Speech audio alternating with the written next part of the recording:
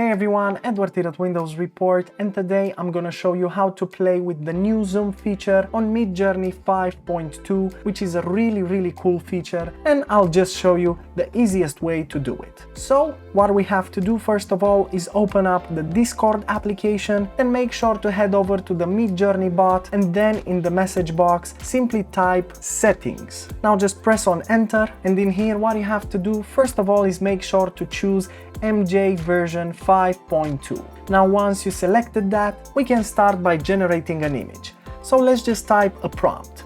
Let's imagine something like a detective investigating something in a noir city. And maybe let's make it a black and white photography. Now all we have to do is just wait a bit until the image will be generated. And once it's generated, I will show you the exact thing you have to do to play with the zoom feature. And as you can see, the images are now generated. Maybe we can decide on one image. For example, let's say the fourth version seems the nicest one, or even the second version, so maybe we'll go with the second version. So let's just first upscale the second version. Now once you upscale the image, you will see that new settings will appear underneath the image. You have the option to vary the image, either strong or subtle, which means that it will simply create variations of the image. This is not new because you can find it in here when you have the 4 results, but the zoom out feature is new and this is quite cool. Now for example, let's just try to click on zoom out 2x. This will actually generate a new image around the existing image you upscaled. So let's just wait for it and see it. And as you can see, the zoomed out image is now cooking, but keeping the previous image in the center. Basically, this is just like the generative fill in Photoshop, which extends the image. And voila! As you can see, this is how it looks now. Let's just open it up in the browser. You'll see that it will keep the existing image and it will also create a new image around it. So now we can go crazy by upscaling one of the images and zooming out once again. So let's just do it. We will upscale the first image or the third one because it seems cooler with the reflections.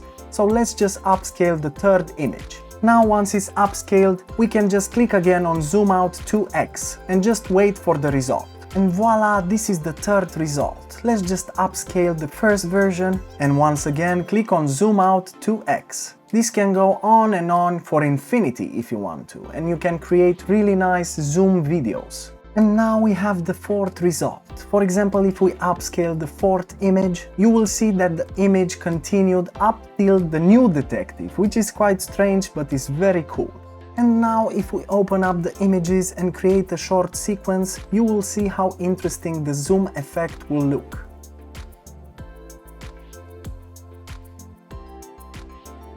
And from here on, you have plenty of creativity to play with videos, make some sort of zoom in effect, and many other cool tricks to enhance your creativity.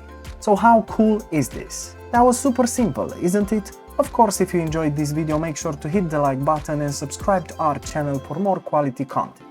Thanks for watching and have a nice day.